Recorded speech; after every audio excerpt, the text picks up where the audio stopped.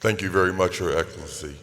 It is the gracious remarks that you delivered this morning. I applaud you for those. I applaud you for the vision that you have for the water sector globally. And thank you very much for allowing me to share the stage in this important event that you are putting on here. It's just so delightful to be here. And I thank you, Your Excellency, and your team for how you have treated me and my delegation from DC Water. I truly appreciate it. It is a distinct honor to participate in the Innovation-Driven Water Sustainability Conference.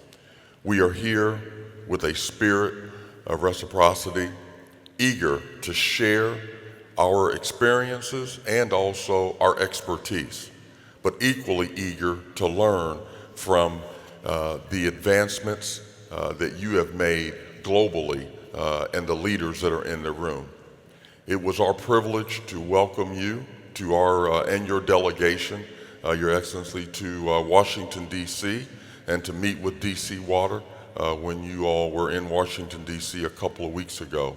I am David Gadis. I'm the CEO and General Manager of DC Water, and I'm honored to serve in that capacity for our nation's capital. While we come from different corners of the globe, we are united in a single critical stewardship, and that is the management of the world's most precious resource, water. We all operate in the water sector, and while governance models and the regulations may differ between our nations or even between the states and provinces, the fundamental challenge of leadership remains the same for all of us. For that reason, I want to focus my remarks this morning on the foundation of success. We often talk about infrastructure in terms of pipes and plants and equipment, but the most critical infrastructure that we each have in our utilities is our people. And I want to repeat that, our people are the most critical infrastructure that we have.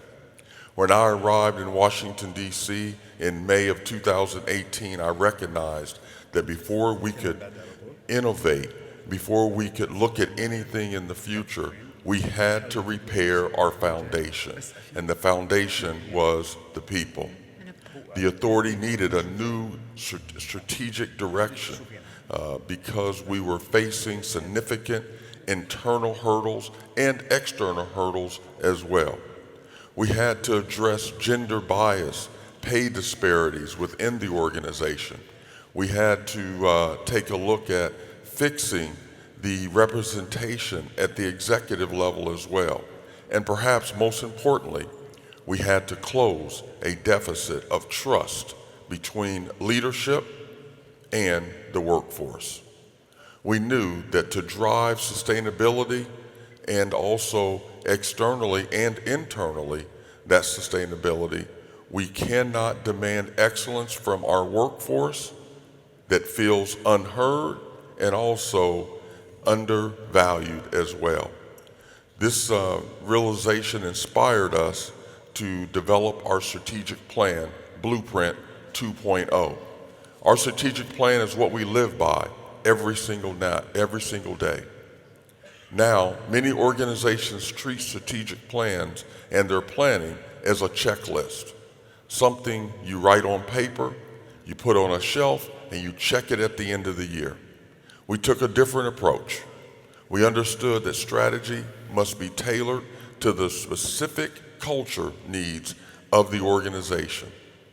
It cannot be bolted on after the fact. It must be baked into the daily operation of your authority or utility. Our Blueprint 2.0 embraces 5 strategic imperatives. Those are not just goals, they are critical factors that will foster our success at DC Water and our future. First, we are committed to being healthy, safe, and well. This means that when an employee comes to us healthy in the morning, we must return them to their families at the end of the day in that same manner. If our employees do not feel safe physically and psychologically, they cannot be innovative.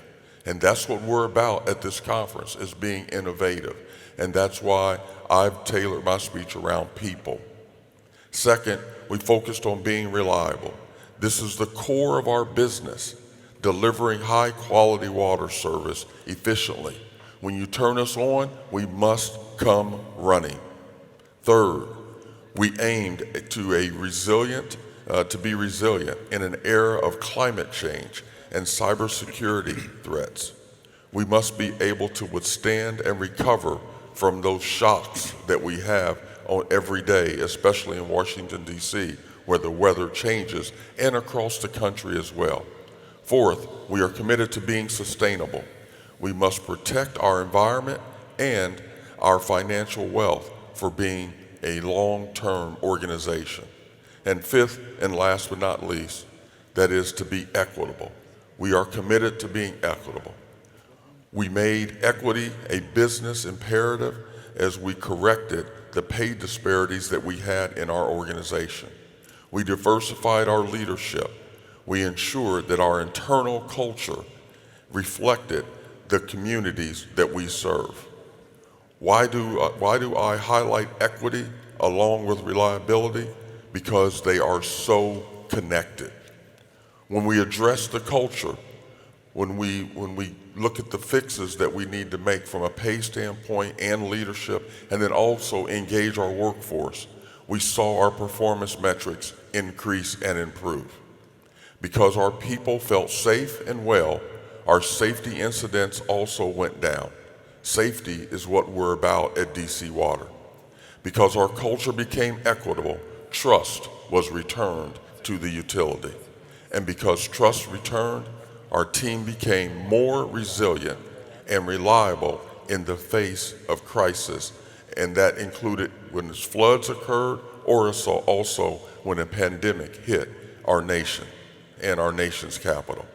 The lesson that we learned in Washington, D.C. is that culture is not a soft skill, but it is a hard skill. As leaders in a global water sector, we have access to incredible technology and engineering, all of us do. But technology alone will not solve the water crisis that we have globally. It takes a workforce that is engaged, trusted, and also aligned with the mission. My challenge to each of every one of you leaders in the room today is to take a look at your strategic plan and to ask yourselves, is the culture and what we want to achieve baked into that strategic plan? Are you building a foundation of trust, and can that support the weight of innovation? At DC Water, we have found that when you take care of the people take care of the water. And when you take care of the water, you take care of your customers. I want to thank you all very much. I want to thank you, Your Excellency, and I want to thank you for all of the opportunities that you will share with us at this conference and that we're able to share with you. Thank you very much.